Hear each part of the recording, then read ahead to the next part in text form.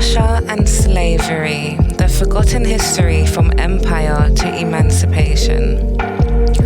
When most people think about slavery, their minds jump to the Atlantic slave trade, but there's another story, one less discussed, stretching across the vast lands of Russia. For nearly 1,000 years, different forms of slavery and unfree labor shaped Russian society, empire, and colonial expansion.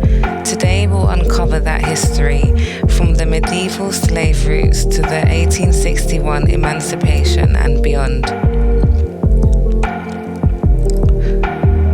Early slave trade between the 9th to 15th centuries. Long before Moscow was the capital, the lands of Kiev and Rus were part of a bustling trade network. From the 9th century, Slavic and Baltic captives were sold southward to Byzantium, to the Islamic world, through the Volga and Dnieper rivers. The word slave itself shares roots with Slav.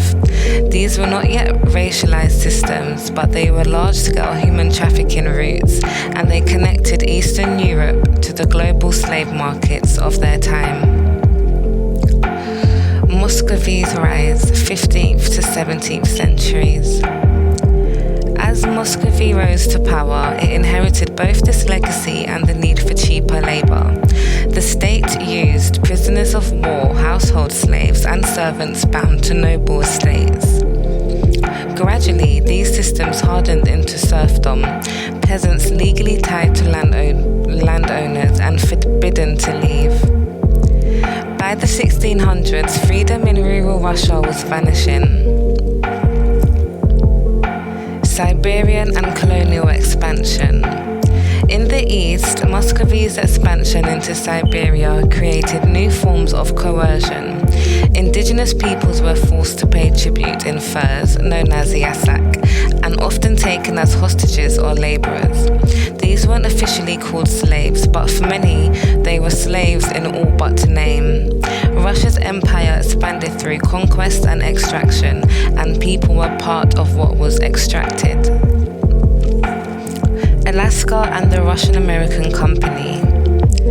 When Russia reached Alaska in the 18th century, the same colonial logic followed.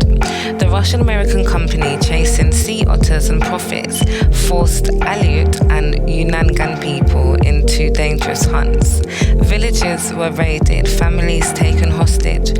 Historians now call it what it was, a system of slavery under the guise of trade. The Caucasus and Central Asia. As the empire moved south, the Caucasus and Central Asia became new frontiers of conquest and enslavement. In the Caucasus, Circassian and other peoples were captured and sold into Ottoman markets. In Central Asia, Russian officials condemned slavery in Khiva and Bukhara, yet tolerated similar coercion at home. Anti-slavery rhetoric became a tool of empire, even while the empire itself relied on forced labor. Serfdom at its peak. By the 18th and 19th centuries, Russia's economy rested on serfdom. Millions of peasants were bound to landowners, bought and sold with estates, and punished for trying to escape. Some historians describe serfdom as slavery by another name. The nobility depended on it, the state protected it, until reform became unavoidable. Emancipation and after. In 1861, Caesar Alexander II declared the serfs are free, but freedom came with strings attached, redemption payments, small plots, and continued obligations. Legally, slavery and serfdom were abolished. In practice, inequality and coercion persisted, and new systems of control, debt, conscription, exile replaced the old ones. Legacy and reflection. From the medieval slave markets to the Siberian frontier, Russia's history of unfreedom shaped its empire and its people.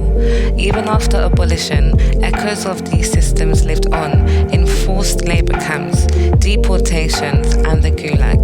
To understand Russian history fully, we have to remember that freedom and bondage have always been intertwined within it. This isn't just a Russian story, it's part of the global history of how power, empire, and human lives were bound together.